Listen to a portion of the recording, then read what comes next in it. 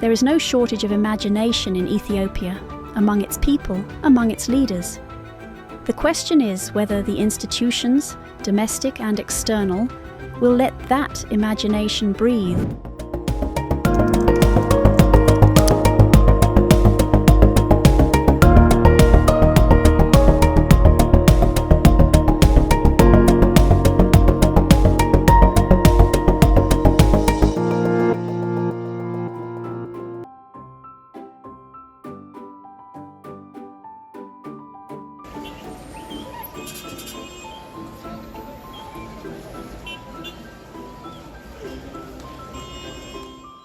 Every society is shaped not only by the problems it faces, but by how it defines them.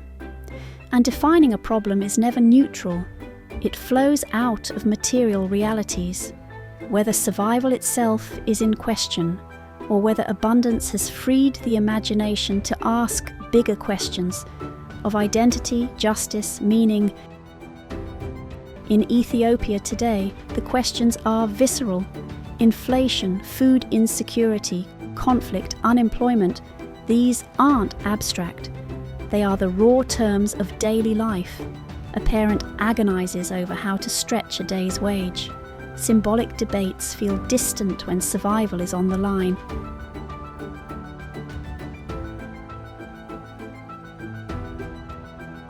Scarcity disciplines the imagination, tethering whole societies to what is.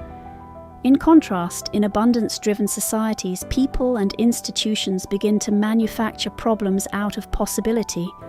Once survival feels secure, the mind wanders to symbols. What could be, not just what must be.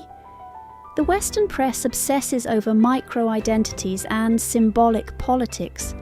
Here, debates revolve around whether the price of teff will spike again this month.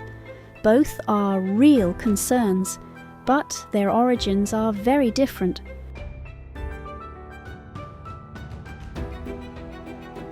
Prime Minister Abiy Ahmed's administration seems deeply aware of this divide.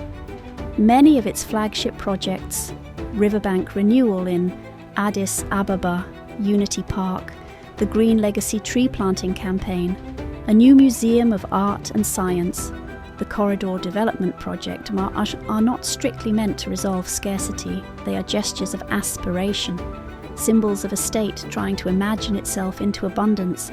These projects attempt to shift the narrative away from survival toward pride, beauty, modernity. Still, reactions are mixed. For many, planting billions of trees or building museums feels detached from the real hardships of inflation, displacement, poverty. Scarcity-driven and abundance-driven problems are not opposites, but phases of the same human condition.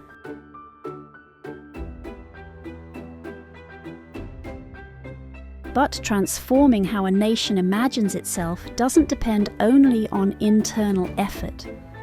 Western institutions, the IMF, the World Bank, donor governments, exert immense influence over the rules Ethiopia lives by.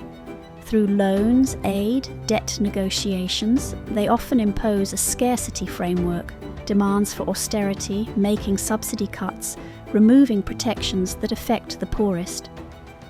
Sanctions aid suspension, framed officially as accountability, in practice reduce Ethiopia's room to maneuver.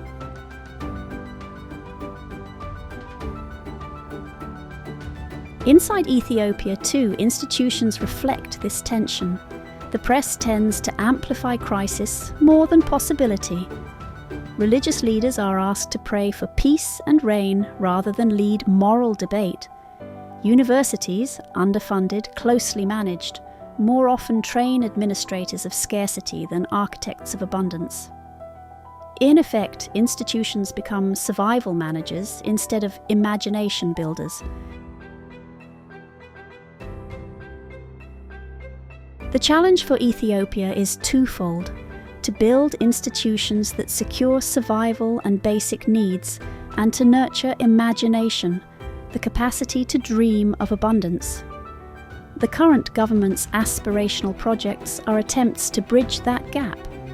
But unless Ethiopia can gain structural independence from external financial constraints and reform its own institutions so they think beyond crisis management, imagination will be crushed by survival's weight.